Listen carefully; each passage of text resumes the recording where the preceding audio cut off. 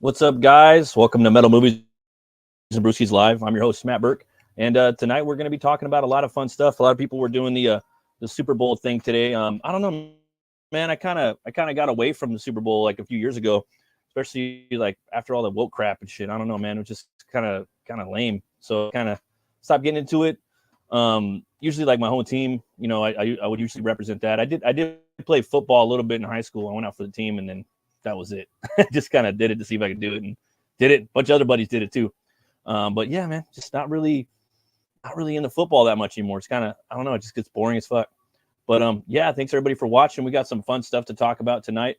Let's see here. We have there's something I wanted to show you guys that it was something that was really big in my childhood, and I don't know, I just was waiting around for it a lot, and finally there was a resurgence of it a few years back. Got a little beer right here too. Sorry, side question. Metal Legion. I just cracked this open for I did a little thing for the Axe Wielder John book that I backed, and I just read that today. That book was fucking awesome. Definitely recommend that. Two Horns Way Up. You guys should check that out. But yeah, back to the main thing I was talking about. There was this thing that was around a lot when I was a kid, and it was very popular. It was actually a cartoon, and I think it was probably the best cartoon that, like, you know, a parent and their kid could watch. You know what I mean? That wasn't too, you know, it wasn't too violent, but it also, you know, it was also cool for kids to watch. You know, it's like that fine line, and I think this show did it perfect.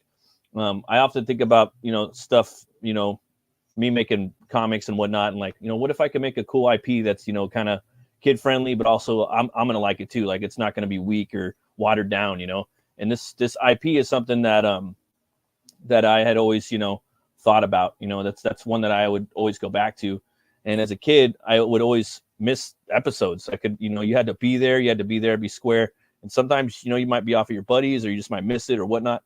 But yeah, I missed a lot of them. But I do think that this show is definitely.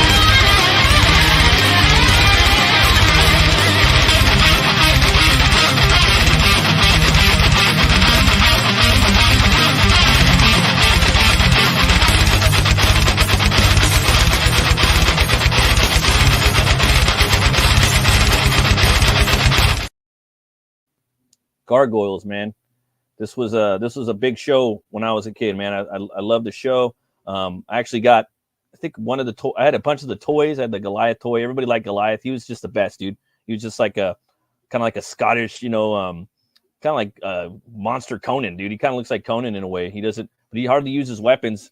Very rarely, like 90% of the time he doesn't. But every now and then he might get in a fight with Macbeth, you know, and pull out a mace or something. He adapts to the environment and, you know, does what he can. This Kickstarter right here has got 24 hours left, and it's basically all the old, like, comics from the 90s. It's a 30-year anniversary, and they're compiling it into different, you know, ways you could back it. You know, there's like high-end tiers where, you know, well, I don't know. Let me let the man himself that created it talk to you about it. Hi, I'm Greg Weisman, the creator of Disney's Gargoyles. In 1991, my team and I began crafting a unique new comedy adventure series about a clan of medieval Scottish gargoyles who awoke in late 20th century Manhattan. Over the next several years, we developed our show from that initial comedy idea into the action drama you all know and love. And when the show debuted in 1994, the fan response was instantly incredible, eventually spawning toys, collectibles, conventions, and multiple comic book series. Over time, those comic books have become, unfortunately, almost impossible to get, costing hundreds of dollars on auction and collector sites. There are so many fans who want to read those classic tales but have no way to find back issue copies. But now, as we're getting ready to celebrate the 30th anniversary of Gargoyles, we have the opportunity to collect these old comics produced decades ago by Marvel and SLG into 3 beautiful deluxe editions for all of you and our incredible supporters. These editions have been meticulously restored from the books that are long out of print, and they've been compiled into softcover, hardcover, signed editions, and even super rare Gargoyles 30th anniversary limited editions for your reading pleasure and immaculate display on your bookshelf. The anniversary editions are the gold standard, literally, wrapped in leather with a gilded gold paper and foil stamping. Will be the gem of your Disney collection. These stories are a wonderful time capsule into Gargoyles history and include single issues from the canon SLG run that were never published as individual comic books.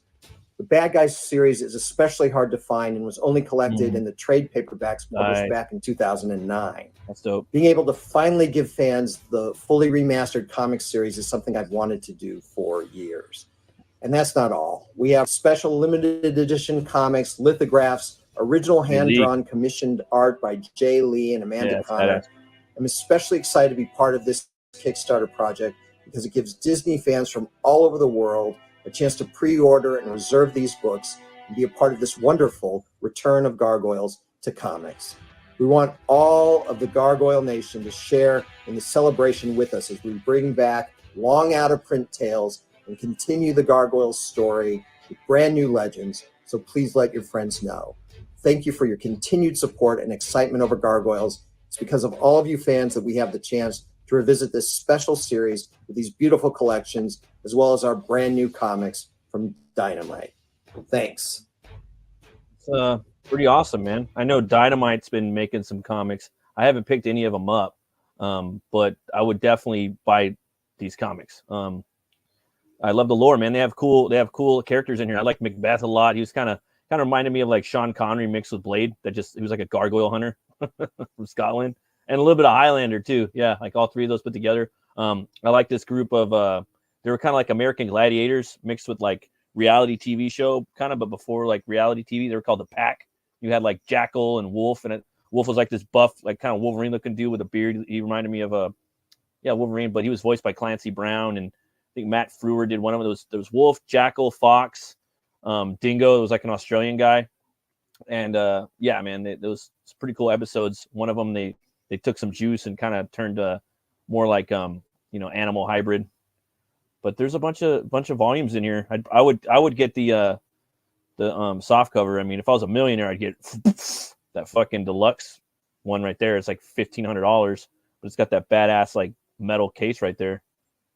Yeah, dude, this shit's metal as fuck. I wish I could get this. And it's it's on fucking Disney Plus. And the thing about Disney, man, they sit on they swoop up all these IPs and whatnot, and they're sitting on a gold mine with the Wiseman that created this, man. This came out right when like Ninja Turtles and Batman the Animated Series was popping, and this was like a perfect cross between the both. Yeah, they have episode like all kinds of crazy stuff. A lot of different voice actors, a lot of the talent from like Star Trek: The Next Generation does voices on here. A really cool clone character right there. I think his name was Thylaug. It was a clone of Goliath. And the toys, man. We're gonna have to cover that sometime on the show. They got some badass toys. But yeah, man, come check out the campaign. If you can, you guys could get the Goliath stuff. I know there's a lot of Gargoyle fans out there that would love this stuff. And yeah, man. So one thing about Kickstarter, man, they bring the big campaigns, dude.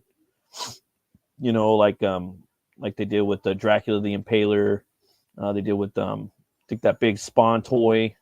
They do a lot of the big shit compared to like Indiegogo and the other shit. So it's one cool thing about the site. But yeah, go over there and check it out.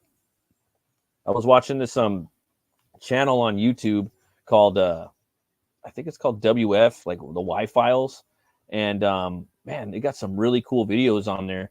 I had never even heard of the channel. I see a lot of shit on YouTube and TikTok and whatnot, and there's a lot of false, it feels like information out there. A lot of this like monster hunting, like globetrotting events or ghost stories that are just kind of bullshit. But this channel seemed pretty legit. I went and checked this one out, and I don't know, man. It had some cool stuff on there. But before we get into that, I wanted to show you guys a little something, before we go.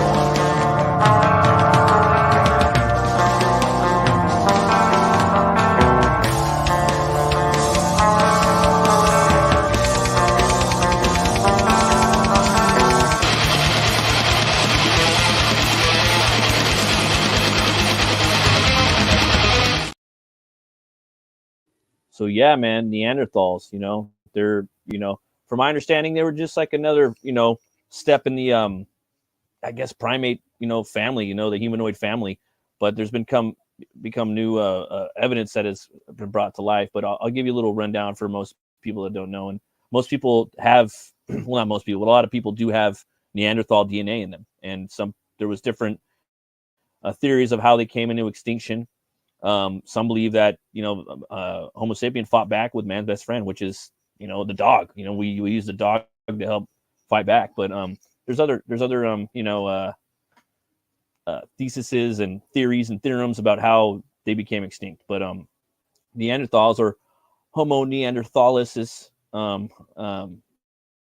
an extinct species or subspecies of archaic humans who lived in Eurasia around about 40,000 years ago. The type specimen Neanderthal was found in 1856 in the Neander Valley in present-day Germany. The line of Neanderthal split from one of the modern humans, but when the occurred is not clear. Studies have produced various times ranging from, 315,000 to more of 800,000 years ago. Damn. The date of divergence of Neanderthals from this ancestor, H. Heidelbergensis, it's hard to pronounce that, sorry guys, pardon my scientific French, is also unclear. The oldest potential Neanderthal bones date to around 430,000 years ago, but the classification remains uncertain. Neanderthals are known from numerous fossils, especially from after, 130,000 years ago. So, there's a lot of really, I don't know, man, basic like Neanderthal images out there. I usually pull up stuff, for this, Monster Hunter Slayer segment of the show. But, I don't know. It's nothing really crazy. A lot of them just kind of have like big noses and big, like, furrow brows. Kind of look like Jason Momoa a little bit, but, not as pretty or whatever. However, back to that show, I wanted to show you guys a little something about this dude's take on it. Let's see here. Gonna have to do a little share real quick. And again, this was a channel that I just started checking out because I'm like, ooh, because usually there's just like a lot of bullshit on YouTube, and I'm kind of, my brain's a little hungry for more, and this was a pretty cool little thing. Check it out. Another species of human. A species of human that was stronger, faster, and more adaptable to extreme environments. This fearsome and fearless warrior species was the Neanderthal. The Neanderthal was not the dumb, bumbling caveman you were taught in school. They were intelligent, had spoken language. They built large family groups that organized into tribes, that then organized into villages. They conquered fire. They created art. They created music. They created tools. But their specialty was creating weapons. This species of superhuman warriors conquered Europe easily. They crossed the English Channel and conquered Britain. The warm coasts of the Mediterranean, too, were theirs. For 500,000 years, they devoured Europe, the Middle East, and Asia.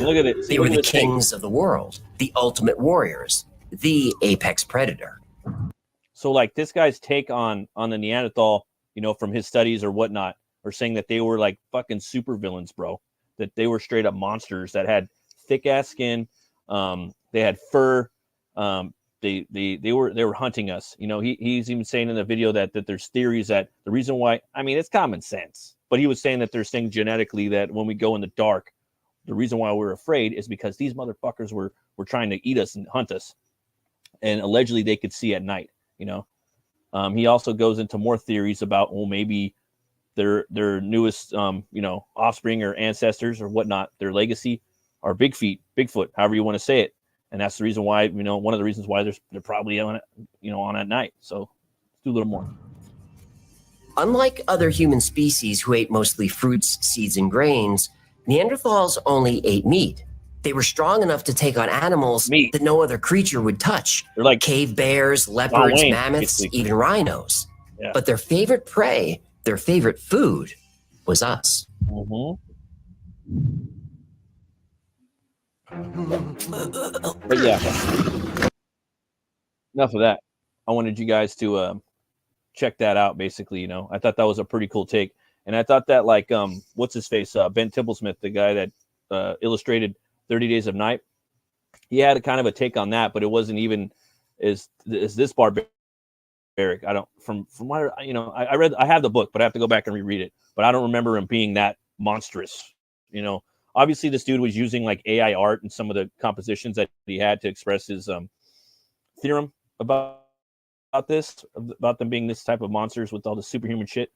But the AI kind of worked or whatever. But the idea, that Templesmith had was in his book, Total or Original Hate, is that they thaw out these Neanderthals on this this scientific expedition, and the last thing that they remember was being hunted by us. They wake up and then they start coming after us.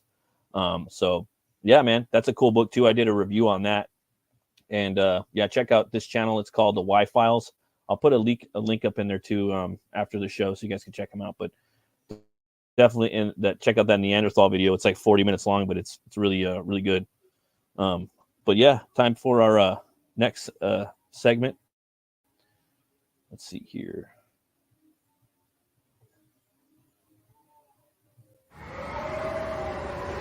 Black Metal Decode.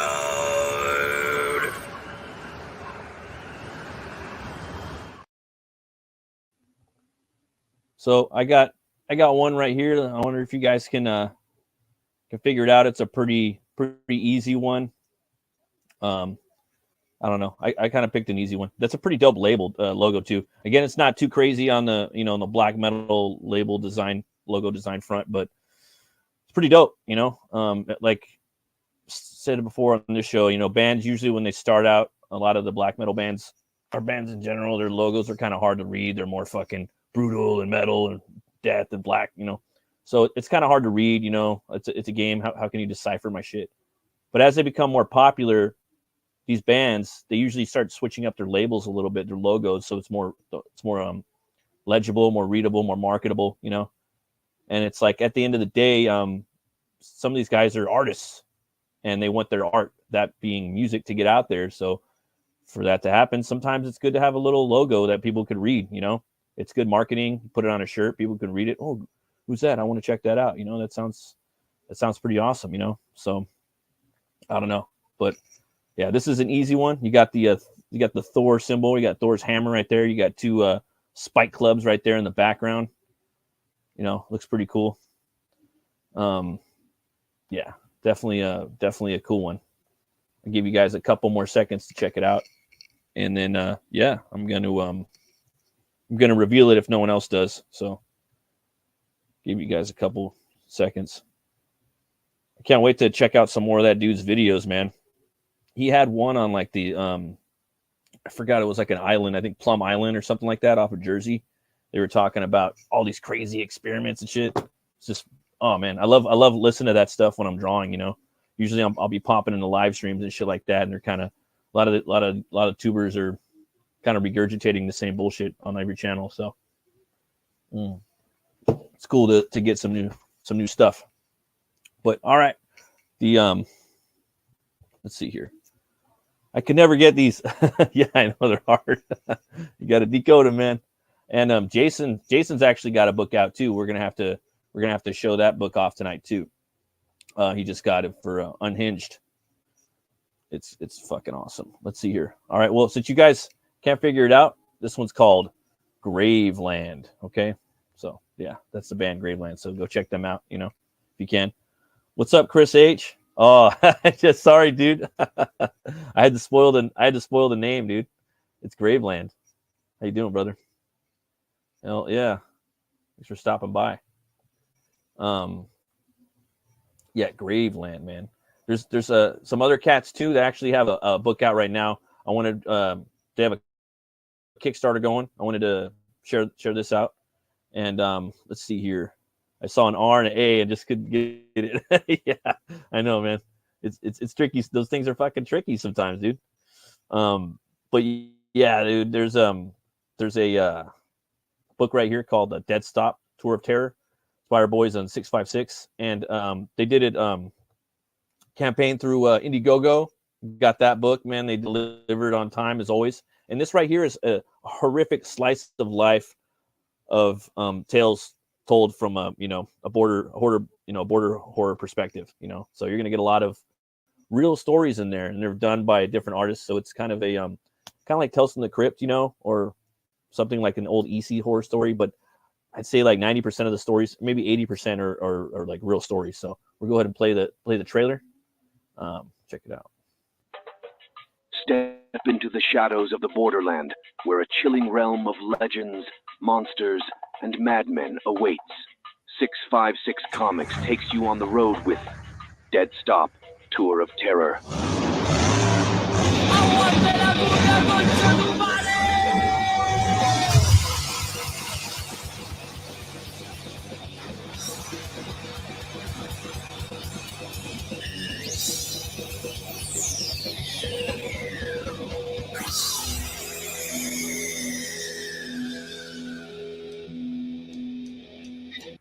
Yeah, the book looks pretty crazy. Check it out. Let's go ahead and check out some of the stuff they got on here right now. Some of the photos and whatnot. So the book, it comes with this die cut cover. This is the one I have right here. You open it up, it's fucking crazy, man. It's like they call it the twisted metal cover. You can see the insides of the bus, and it's all, it's got the blood and the guts. It's fucking metal. And then right here you got Rich Ayala's cover. Really cool, really funny one. You got the busty lady coming at you towards the camera. You got you got Sully the cockroach, the roach ball is right there, riding a super shotgun on the hood. Those are both awesome covers. You can pick them both up.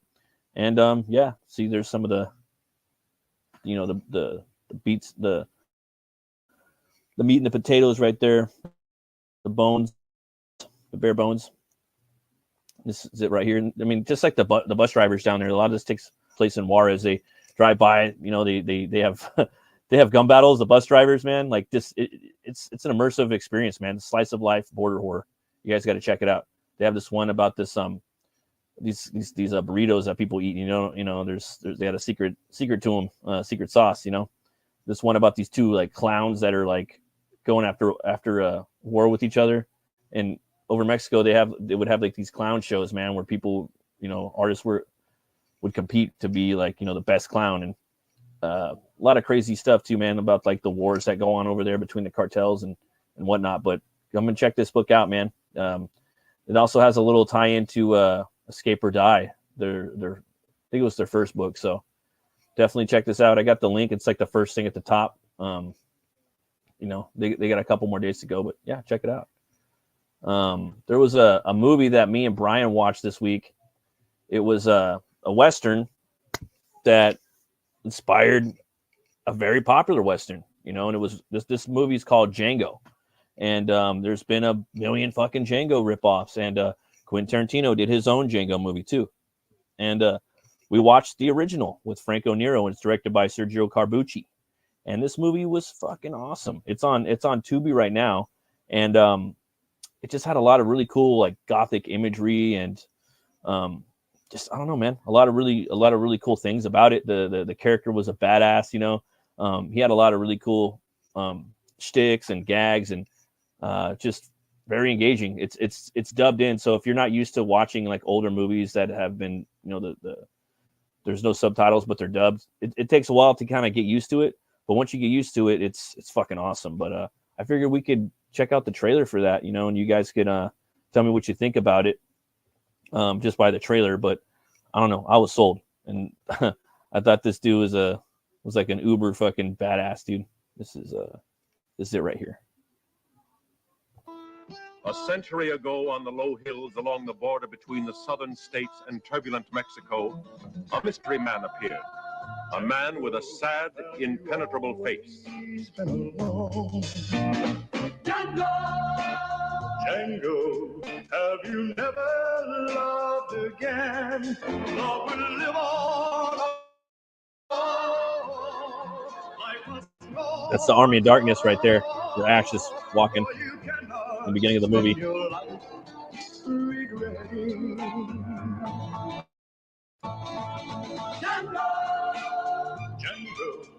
Who was that man? What was his secret? It's not important. And if I bothered you, will you accept my apology? He was pitiless in revenge, quick to decide, and a master of every weapon. A man everybody would like to have seen dead.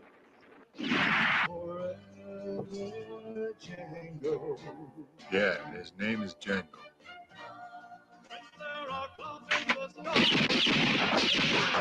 Yeah, man. Django, the title of a film you'll never forget. Django. Django! Then you got left. You tongue-tied? Or don't want to tell me? Too bad, Maria. Django, an audacious man of action, capable of a tender, hopeless love, which could only last a day, but a day which was worth all eternity. I'm glad I made you feel like a real woman. Very glad. I mean that. On the Barry White on her right there. I mean that. Django, a new, ruthless, violent film. Featuring a great new star, Franco Nero, and a great supporting cast.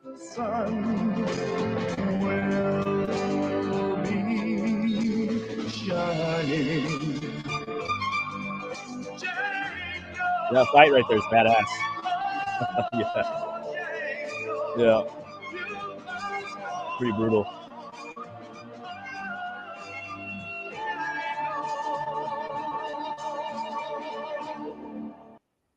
Yeah, that movie was fucking awesome. It's free on Tubi. Just check out Django 1966. And yeah, man, there's what got me was he was this cowboy, you know, this outlaw, just dragging a coffin, dude, through the mud. That's how the movie opens up, you know. And you find out he's this badass dude. He's just a quick gunslinger, and he's you know, he's on a mission. He's trying to go back and reclaim something of his some form of his, you know, prior humanity.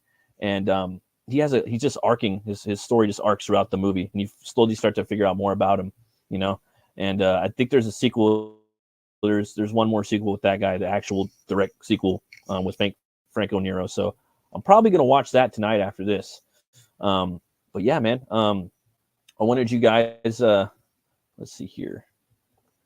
I never knew that Tarantino was a remake. Yeah, dude. The Tarantino one's a remake, and then there's like probably 20 remakes, or just actually they're more like ripoffs that are done in Italy. The Italians would just rip each other off back then, the filmmakers, but they're fucking dope too. A lot of those movies, from my understanding. So, you know, it was just kind of like we could do that. Gets back then, you know. So maybe Tarantino was like, yeah, I'm gonna go ahead and just, you know, do my take on this, you know, and just did his take, you know, which I like that one with Jamie Foxx. That one's cool too, you know, with DiCaprio and Don Johnson and Samuel L. Jackson. That one's pretty dope too. But nah, dude, I actually like this one more, man. The ending was fucking brutal. You know, there's even the ear thing, dude. He took from Reservoir Dogs. He took from this movie Django. So you guys got to go check it out. All about the westerns, man. Love it, love it, love it. I wanted you this part of the show. I mean, some of you guys that watch the show, some of you don't know. You know what I mean? I actually do have a comic book that I've been working on. I'm working on right now. It's called Hell War. It's about this bounty hunter that is you know, he's a Norse bounty hunter that works for Hell, and her name's Helnora for Helheim. And it takes place during the 90s, and he's got his own metal band. It's called Hell War. That's his name. His name's Barrett Hell War. And he's also a biker bounty hunter, and he's a mechanic. And yeah, I wanted to just, you know, maybe show you guys a little bit about it that don't know what I got cooking up. I got a scene right here. The book basically starts out where he's in Death Valley, California. A lot of the book takes place in California, and it's during the 90s, during like that metal scene kind of. And he's going up against a group of a biker gang called the Death Valley Droggers, and he's going there to pick something up. He's got one more thing to get from them, and yeah, man, he's just kicking some ass. His steed right there, his motorcycle is actually a horse from Norse mythology. It's got a lot of exhaust pipes that are actually wings and hoof-like. Well, without spoiling too much about that character, but Hell War, man, he's got his guitar, he's got his guitar sword and his axe guitar, and he has to metal, man. If he doesn't play metal, if he doesn't slay with metal, and if he doesn't work with metal, then he will turn into the Hellbinger, which is this crazy fucking beast. Oh, thanks, brother. Appreciate it, man. Yeah, I've been working on the character for like about 10 years. You know, I had to redesign him a couple different ways, but he's got a little mystery to him. I don't want to spoil like I want people to kind of not know too much about him, but just know that he is a badass and he is very powerful. And, you know, it's a lot of inspiration from, you know, Thor, Lobo, you know, Incredible Hulk, or Dr. Jekyll and Mr. Hyde. And the movie Falling Down, the Robert Duvall character really did a big inspiration on me trying to craft a story in which he's on his last day of the force, and he's got to do all this shit, man, and deal with Michael Douglas. And that's with him, Hell War, Barrett Hell War. This is his last mission for Helnora, and he has to go, and he's trying to free his brother, man. He's trying to get him out of hell, and so they can go and do their, you know, hang out, man. His brother's been in prison for like 1,000 years. This is his brother right here, Wreckbolt. And basically Wreckbolt, he's all chained up, man. He's got these collars and shackles that are around him that he has to wear all the time. They're some of them are mystical, that where they can just never be removed. So, and they're bolted onto him. And, you know, this is him right here in Hollywood, or in my story, it's Holly Weird. And he's like basically, you know, off by like the Sunset Strip. And this world is like, what if Ragnarok happened around us and it kind of tweaked things a little bit? Not too much, but what if the Viking apocalypse happened to planet Earth, but kind of tweaked things a little bit, but not too much? Just some things are a little different, like the rainbow bars, you know, the Bifrost now, a little shit like that, you know. I am having fun with this book. It is serious, but it's not too serious. So if that means, you know, that means something. I am having a little bit of fun with it. This right here is the Hellbinger that I was talking about. That's what Hell War will turn into if he doesn't meddle. And this is, you know, the beast. You know, he's kind of like this organic force of nature, man, that he turns into, man. His you know, he morphs into that. And yeah, I thought I'd let you guys check that out. And also I have yo, what's up? How you doing, Brian? Nice seeing you, buddy. Falling Down, yeah, man, I really like that movie a lot. I like just everything about it. I think it's Schumacher's best. Definitely the best movie, I think, by him, and in my top 10 favorites. Dig it, man. Indie as hell. Thank you, sir. Yeah, I'm trying, man, and I wanted to do a little baby shill, you know, for the channel, let people kind of know about it. And there's let's see right here. That's Helnora. This is Helheim right here. This is him. He's driving his you know, Goldmane. That's the name of his bike, Goldmane, and he's tugging along his metal van, his tour van. That's the rolling cage. In the back of the van, the back door is actually a gigantic half stack, or actually it would be like a double full stack by double full stack. So that one's gonna, you know, play a significant role in the movie, or in the comic, sorry. And yeah, everyone's has their take on Helheim, and this is mine. And hopefully as the books progress, you'll see the world of Helheim change throughout each book. So that's Hell, and she needs something, and she or Helnora, and she needs Barrett Hell War to do it. So, but enough about me. I'd also like to show Jason in the chat, Unhinged Entertainment. He's got this really cool book. Jason, you got to come on Open the Gates to talk about this a little more. But I'd like to show you guys watching this book. And it's the next book in the Absolute series. This is it right here, Absolute One Stormy Night. Okay, this is the Samurai Priest. This is, you know, a lot of people's favorite character, my favorite character from the Absolute verse. And it's a Samurai Priest goes on a quest that will change the landscape of Absolute forever. And this book, man, it's you know, the gist of it.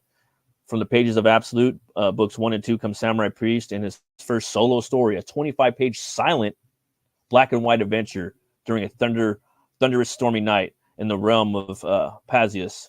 The Samurai Priest must traverse the land in search of a lost relic, encountering dangerous foes along his journey. Will he find what he seeks or perish in his quest? This issue is a true grit, indie fashion comic with all traditional art and digital sound effects. So that's cool, man. I'm really digging this. Love Jason's art. If you guys haven't seen Jason's art, check this shit out, man. Fucking awesome.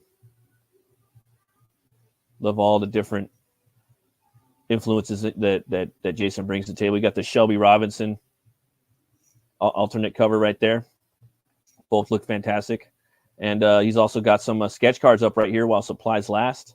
And the book itself, guys, is it's only basically the book is only $8, and the shipping I think is like $7, so it comes out to around $14 for the comic. Or you could get them both right here, 14, both covers with shipping would be like $20 or so. Can't beat that. Either way, you can't beat it. So come check it out. He's got a few. Holy snaps! He's only got 4 of the book and sketch card left. And Jason's art campaigns, the art on his campaigns sell out pretty quick. So you guys can get in there, check it out. This book's going to be a fucking fun ride, something you crack a beer, light a J up to and just fucking get immersed in this crazy stormy night. You guys are going to love it. So come check it out. Yeah, man. There's this band I wanted to let's see here. Oh, for sure, dude. We'll line it up. Absolutely. If you catch my drift. A little pun there. Yeah, man. Hell War is going to be a whole lot of fun. Yeah, man. I hope so. I just want to do my heavy metal Viking book, or Norse book. This is it, and get to play with all those characters in that sandbox. Oh, what's up, Plago, man? How you doing, brother? Nice to see you, brother. Fuck yeah. Hell yeah, man. And Brian says, sounds dope. Sounds and looks dope. Hell yeah, it does. Yeah, I don't know if you guys watch the Super Bowl. I didn't watch the Super Bowl today. I was busy just, hanging out with the kids and doing lots of fun stuff. But yeah, it was great. Coming up on like the 45 mark. That's how I kind of, like to keep this show a little short and sweet. There's a band I wanted you guys to see. Always welcome to show that book on the Horror Movie Club. Yeah, hit them up for that. Definitely. And this band right here is Solution 45. I think they're definitely, depending on what day of the week it is, it's my favorite band. I think the singer is phenomenal. He's just really got that kind of catchy like 80s style sort of metal, but he can also, I don't know, do a bunch of different stuff. He's very diverse. I talked about him when he left this band, they had to get 2 other dudes to replace him. But this album I think is, this album is old now, but this song will probably get us a copyright strike, but it is what it is. So let's see right here. Let you guys check it out. This one's called Gravitational Lensing, and the band is called Solution 45. So you've probably heard them. If not, I envy you. Check this out.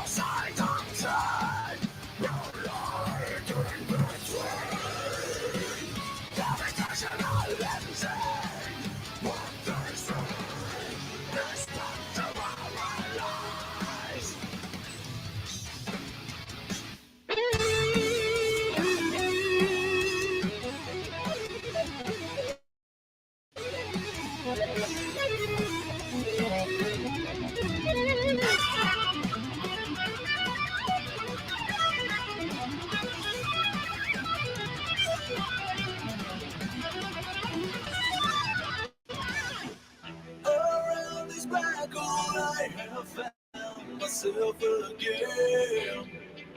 Brought out the answers for my seeing eyes away.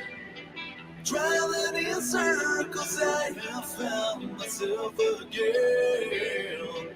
No way to face it straight inside lonely. Here in the night of nights, when nothing shines, I brought the flame down on it all. I'm forgiven. In time the flame will die. The only hope I have to find, to never deny, never regret. The masquerade is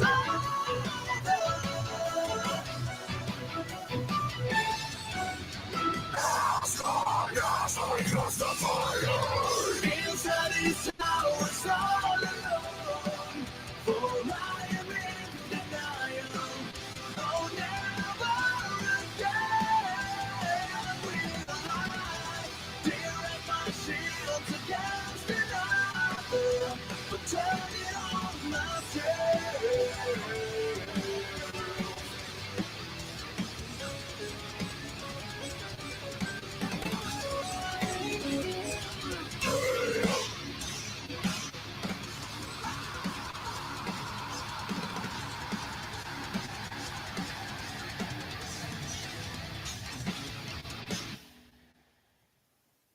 Yeah, dude, that band's fucking awesome. That song's got the breakdown, got the it's got the catchy chorus, you know, it's got that cool pre-chorus is fucking slaps on that song. Not a lot of bands don't have the badass pre-chorus and a chorus. Like that one just fuck. I think that's one of the best melodic death metal, like kind of, I don't know, catchy sounding songs ever made. Always love play that song out like a motherfucker. But anyways, thanks everyone for stopping by, that stopped by, and that, you know, they're watching this on the replay or whatnot. And if you can, go check out these campaigns that I showed, and maybe that YouTube channel. I think you guys will really get a kick out of them. I really do think they're fucking awesome. And yeah, thanks everybody for tuning in. Usually do this show on Saturday nights, but I had to go to a party yesterday, so that one didn't work out. So I did a Sunday show. So, oh, thanks, brother. Thanks for stopping by, man. I really appreciate it.